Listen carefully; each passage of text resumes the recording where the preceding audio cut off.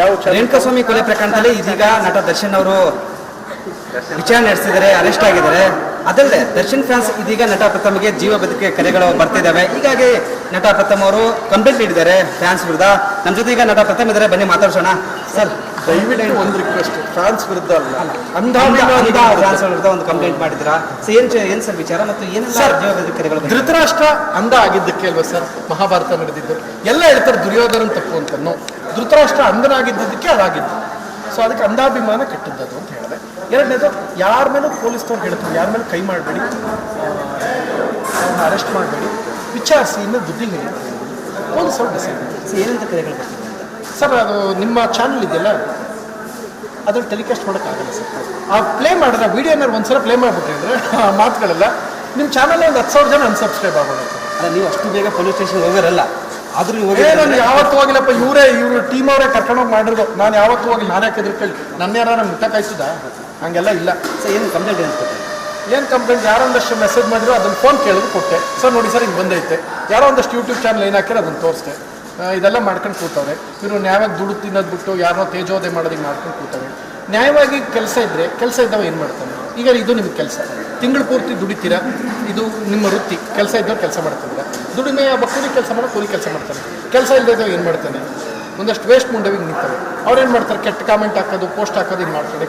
ನಮ್ಮ ದೇಶದಲ್ಲಿಂಥ ವೇಸ್ಟ್ಗಳಿದ್ದಾವೆ. ಅವನ್ನ ತಗೊಂಡೋಗಿ ನಾನು ಏನು ಹೇಳ್ತಾ ಇರೋದು ಅಂತ ಹೇಳಿದ್ರೆ ಪ್ರಯೋಜನ ಇಲ್ಲ. ಅದೆಲ್ಲ ಬಿಟ್ಬಿಟ್ಟು ಒಳ್ಳೆ ಸಂಸ್ಕಾರ ಕಲ್ತ್ಕೊಂಡು ಬದುಕಬೇಕು ಸರ್. ಹಿಂದೆ ಇಂಥ ಅಭಿಮಾನಿಗಳಿಂದ ಅಂಥ ಅಭಿಮಾನಿಗಳಿಂದ ಸಾಕಷ್ಟು ಜನ ಫಿಲ್ಮ್ ಥಿಯೇಟರ್ಗೆ ನೋಡ್ತಿದ್ರು. ಬಟ್ ಇದೀಗ ಫ್ಯಾನ್ಸ್ ವಾರ್ ಅಂತಾರೆ, ಅಂಧ ಅಭಿಮಾನಿಗಳು ಜಾಸ್ತಿ ಆಗ್ತಿದೆ, ನಮ್ಮ ನಟ ಅಂತಾರೆ. ಈ ಥರ ಏನಾದರೂ ಆ ನಟಗೆ ಅಂದರೆ ಬೈತಾರೆ, ಬೆದರಿಸ್ತಾರೆ.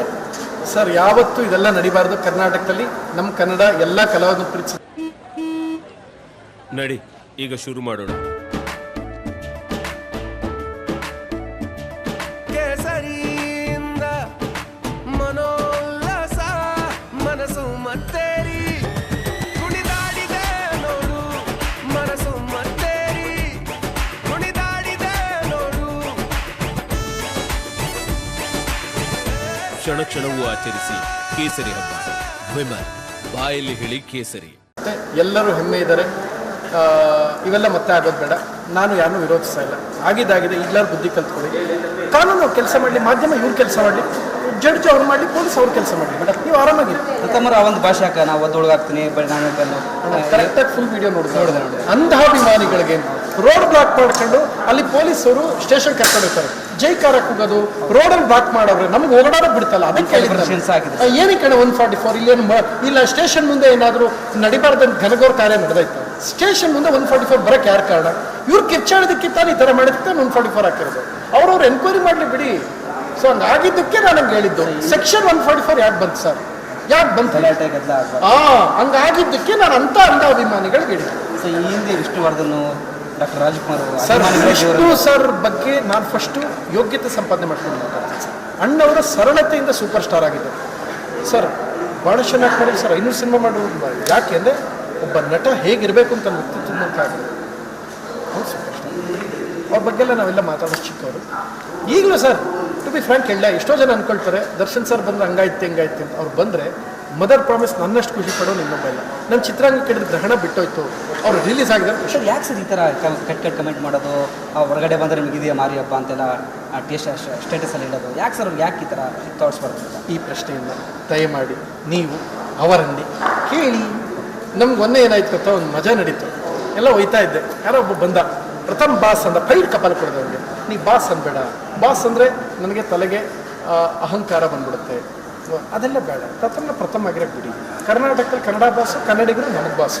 ನೀವೆಲ್ಲರೂ ನಾನು ಓದ್ ಕಡೆ ಮಾಧ್ಯಮ ನೀವು ಮೈಕ್ ಹಿಡಿತಾರೋ ನೀವು ನನಗೆ ಬಾಸು. ನಾನು ಓದ್ ಕಡೆ ಜನ ಒಂದಷ್ಟು ಆಶೀರ್ವಾದ ಮಾಡ್ತಾರಿಲ್ಲ ಒಂದು ಕಡೆ, ಅದು ಅವ್ರು ನನ್ನ ಬಾಸು.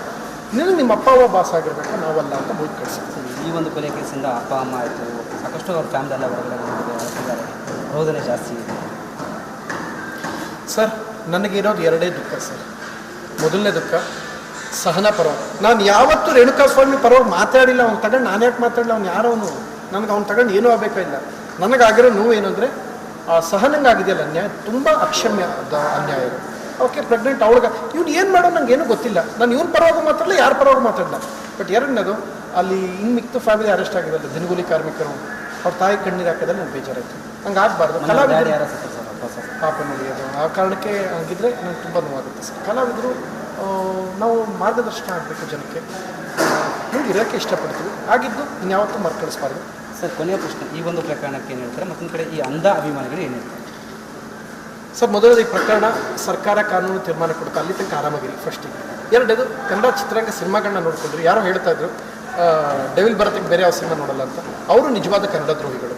ನಮ್ಮ ಬೇರೆ ಸಿನಿಮಾಗಳೆಲ್ಲ ಇದೆ ಸರ್, ಶಿವಣ್ಣ ಇದ್ದಾರೆ, ಧ್ರುವ ಸರ್ಜಾ ಅವರು ಇದ್ದಾರೆ, ಗಣೇಶ್ ಅವರು ಇದ್ದಾರೆ, ಇವರೆಲ್ಲ ಕರ್ನಾಟಕದ ಆಸ್ತಿ. ಇವ್ರ ಸಿನಿಮಾಗಳನ್ನ ನೋಡಿ, ಡೆವಿಲ್ ಮಾತ್ರ ಹಂಗಲ್ಲ, ಅಲ್ಲಿ ತನಕ ನೋಡಬೇಡಿ ಅಂದರೆ ಕನ್ನಡ ಚಿತ್ರರಂಗನ ಹಾಳು ಮಾಡ್ತಾ ಇದ್ದಾರೆ. ನೀವು ಕನ್ನಡ ದ್ರೋಹಿಗಳು. ಹಂಗಾದರೆ ಡೆವಿಲ್ ಎದುರುಗಡೆಗೆ ಕರ್ನಾಟಕದಲ್ಲೇ ಬರ್ತೀವಿ ನಾವು ಡೆವಿಲ್ ಜೊತೆಗೆ. ಆಗ ಹಿಂಗಿರ ಆ ಸಿನಿಮಾ ನೋಡೋಕೆ ಬರ್ತಾರೆ, ನಮ್ಮ ಸಿನಿಮಾ ನೋಡೋಕೆ ಅಲ್ಲ, ಬರಲ್ಲ. ಮತ್ತಷ್ಟು ಕರೆಗಳು ಬಂದರು ಸರ್.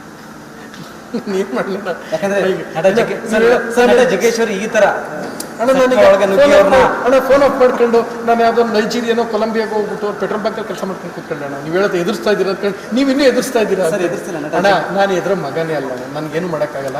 ಪ್ರಥಮ ಅಷ್ಟೆಲ್ಲ ಇಲ್ಲ ಅಣ್ಣ. ಒಂಚೂರು ಸುಮ್ಮನೆ ಪ್ಯಾನ್ ಮಾಡಿ ಸರ್, ಒಂಚೂರು ಪ್ಯಾನ್ ಮಾಡಿ, ಸುಮ್ಮನೆ ಪ್ಯಾನ್ ಮಾಡಿ, ಸುಮ್ಮನೆ ವಾಪಸ್ ಬಂದ್ರೆ ಹಿಂಗೆ ಬನ್ನಿ ಅಲ್ಲಿ ನೋಡಿ, ಎಲ್ಲೆಲ್ಲ ನೋಡಿದ್ರೆ ಪ್ಯಾನ್ ಮಾಡಿ ಕಡೆಗೆ ವಾಪಸ್. ಏನು ಅರ್ಥ ಆಯ್ತು ಅಂದರೆ, ಜನ ನಮಗೇನೊಂದು ಅವಕಾಶ ಕೊಟ್ಟಿರೋದನ್ನು ಒಂದು ಸಿನಿಮಾ ಎಲ್ಲ ಸಾಲ ಮಾಡಿ ದುಡಿದು ಹಾಕ್ತಾಯಿದ್ರು, ಇನ್ನೂರು ಕುಟುಂಬ ಊಟ ಮಾಡ್ತಾಯಿದ್ರು, ಕೊಕೆನಲ್ಲಿ ಸಿನಿಮಾ ನಡೀತಾ ಇದೆ. ನಂಗೆ ಅವ್ರ ಹಿತ ಮುಖ್ಯ ಸರ್. ನನಗೆ ಜನ ಕೊಟ್ಟಿರೋಂಥ ಅವಕಾಶನ ಅವ್ರಿಗೆ ಒಳ್ಳೇದಕ್ಕೆ ಅಂದ್ಬಿಟ್ಟು ಮಾಡ್ತಾಯಿದ್ರು. ನಾನು ಸಾಕು ಸರ್. Thank you sir. ಜನರು ಪ್ರೀತಿ ಇರಲಿ, ದಯವಿಟ್ಟು ಕೂಯೋದು ಚುಚ್ಚೋದು ಅದೆಲ್ಲ ಬಿಟ್ಬಿಟ್ಟು ನಿಮ್ಮ ಅಪ್ಪವನ್ನು ಚೆನ್ನಾಗಿ ನೋಡ್ತಾರೆ. ಅದು ಕಣೋ ನಿಜವಾದ ಭವಿಷ್ಯ. ಅವ್ರು ಕಂಡ್ರೆ ನಿಮಗೆ ಬಾಸು, ನಿಮ್ಮ ಅಪ್ಪವ ನಿಮ್ಮ ಬಾಸು. ಅದನ್ನು ಅರ್ಥ ಮಾಡ್ಕೊಂಡು ಬದುಕ್ರಿ. ಈ ಕೆಟ್ಟ ಯೋಚನೆ ಎಲ್ಲ ಬಿಟ್ಟು ಏನು ಮಾಡ್ತೀರಿ ಇದೆಲ್ಲ. ಅದು ನಿಮ್ಮ ಕಾಪಕ್ಕೆ ಹಾಕೋದ್ರ ಬದಲು ಅದೇ ಗೂಗಲ್ ಪೇ ಒತ್ಬಿಟ್ಟು ನಿಮ್ಮ ಕೋಡ್ ಹೊತ್ಬಿಟ್ಟು ಒಂದು 200 ರೂಪಾಯಿ ಗೂಗಲ್ ಪೇ ಮಾಡಿ ಸಾರಿಗೆ. Thank you sir. ಇದಿಷ್ಟು ನಟ ಪ್ರಥಮ್ ಅವರ ಮಾತಾಯಿತು. ಕ್ಯಾಮ್ರಾ ಪರ್ಸನ್ ಲೋಹಿತ್ ಜೊತೆ ವೀರೇಶ್, ರಿಪಬ್ಲಿಕ್ ಕನ್ನಡ.